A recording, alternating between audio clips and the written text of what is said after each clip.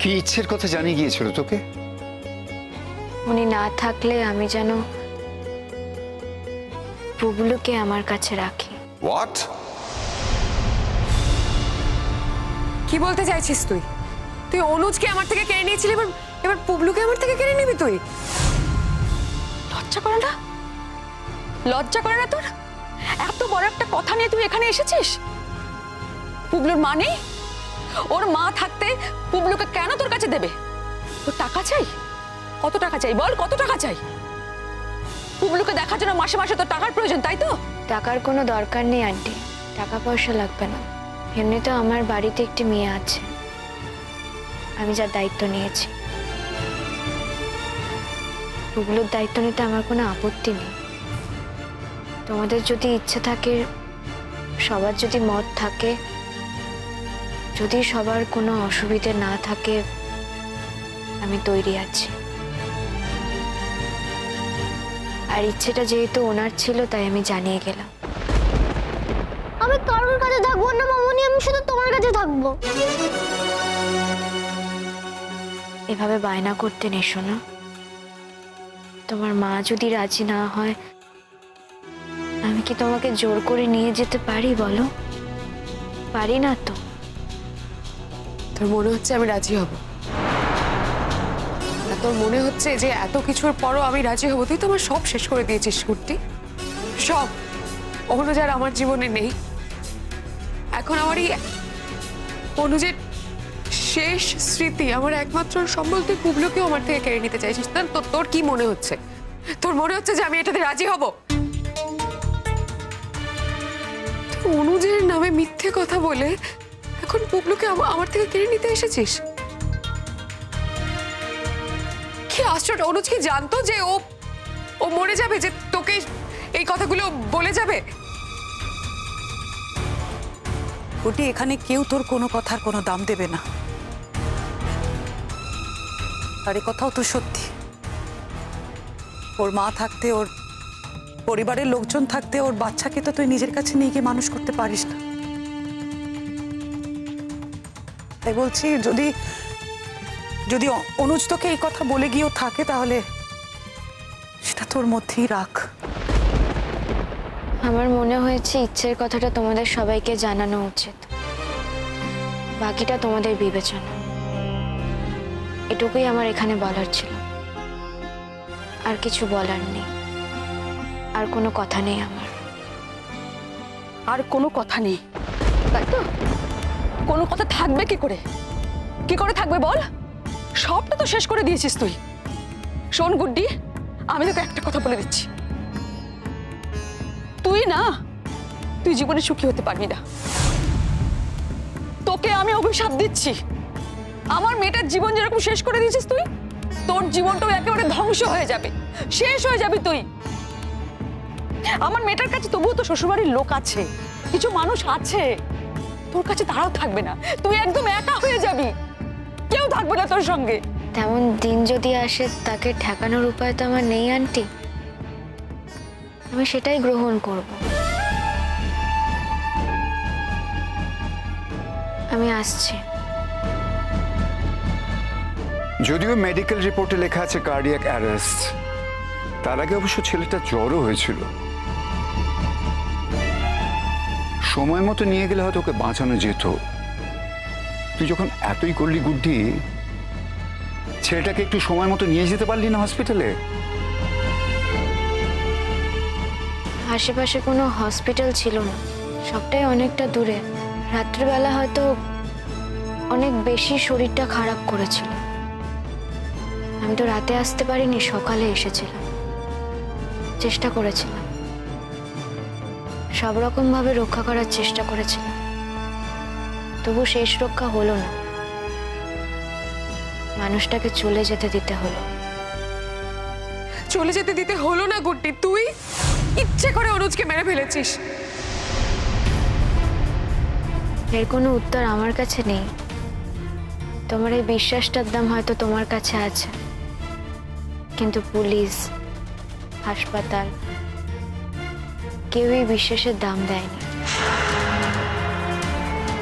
একটা কথা জেনে রাখো শিরিন দিদি, তুমি যাই কল্পনা করো না কেন, অনুজের সঙ্গে প্রথমে আমার বিয়ে হয়েছে। আর যাই হয়ে যাক, একজন স্ত্রী কখনো তার স্বামীকে মেরে ফেলতে পারে না।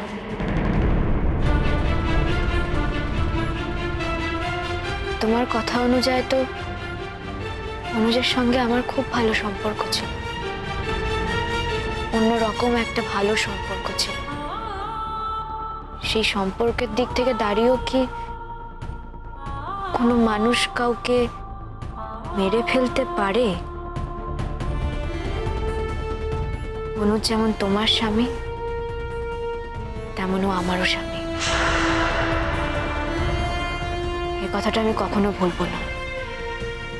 এটা আমার অন্যায় হতে পারে, অবিবেচনা হতে পারে, কিন্তু এটাই চরম সত্যি। আমি আসছি। মামুনি আমি তোমার সঙ্গে যাবো। মামুনি মামুনি আমি তোমার সঙ্গে যাবো। মামুনি মামুনি ওকে নিয়ে চলো। মামুনি আমাকে ছেড়ে যেও না। মামুনি আমার কথাটা শোনো। মামুনি আমাকে নিয়ে চলো। মামুনি আমাকে নিয়ে চলো। মামুনি আমার কথাটা শোনো। মামুনি তুমি ভালো থেকো, খুব ভালো থেকো। পুবলু, তোমার সাথে হয়তো আমার আর কোনোদিনও দেখা হবে না। একদিন তুমি যখন অনেক বড় হবে, যদি তোমার গুড্ডি মামুনিকে মনে থাকে, আর যদি ততদিন আমিও বেঁচে থাকি, মনে করে আমার কাছে এসো। কিন্তু খুব ভালো থেকো। সবাইকে বলছি আমি আসছি।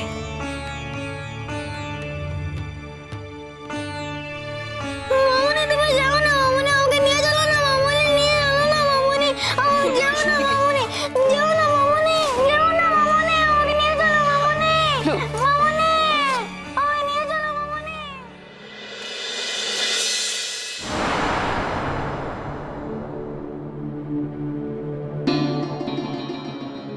ওই তো গুড্ডিমা এসে গেছে। কি ব্যাপার গুড্ডি,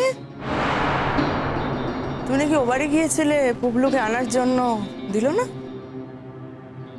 পুবলুকে আনতে যাইনি, অনুজ যা চেয়েছিল তা বলতে গিয়েছিলাম। বাবা, এতদিন অন্তত সকলের সামনে লজ্জাটা ছিল অনুজকে স্যার বলতে। এখন অনুজ মারা গেছে বলে আর স্যারটুকুও বলছো না। এই বেহায়া মেয়ে কিন্তু তুমি গুড্ডি। যুধাজিৎ, আমি তোমাকে একটা রিকোয়েস্ট করেছিলাম, সেই রিকোয়েস্টটুকু তুমি মানতে পারলে না। কি বলো তো?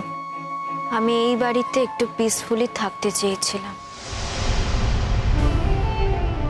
তুমি কি করে শান্তি পাবে বলো তো গুড্ডি? তুমি তো তোমার চারপাশের কোনো লোককে এক সেকেন্ডের জন্য শান্তি দাও না, তাহলে তুমি আশা করো কি করে যে তুমি শান্তিতে থাকবে? তোমার লজ্জা করলো না? ওই বাড়ি, যেই বাড়ির লোকগুলো অনুজের চলে যাওয়ার জন্য তোমাকে দায়ী করে, শিরিনের জীবন ধ্বংস হওয়ার জন্য তোমাকে দায়ী করে, তা সত্ত্বেও তুমি ওই বাড়িতে নাচতে নাচতে চলে গেলে কেন? আচ্ছা তুমি আমাকে একটা কথা বলো তো, এটা তো ওর নিজস্ব সিদ্ধান্ত, একদম একান্ত সিদ্ধান্ত, এর মধ্যে তুমি কেন মাথা গলাচ্ছ? আজকে এই মেয়েটা আমার ছেলে জীবনের সঙ্গে জড়িয়ে আছে বলেই এতগুলো কথা বলতে আমি বাধ্য হচ্ছি। কোনো রাস্তার মেয়ে হলে কি আমি কিছু বলতাম?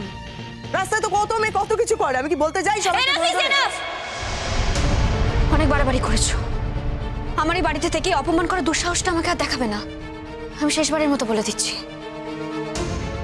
কি বললে তুমি?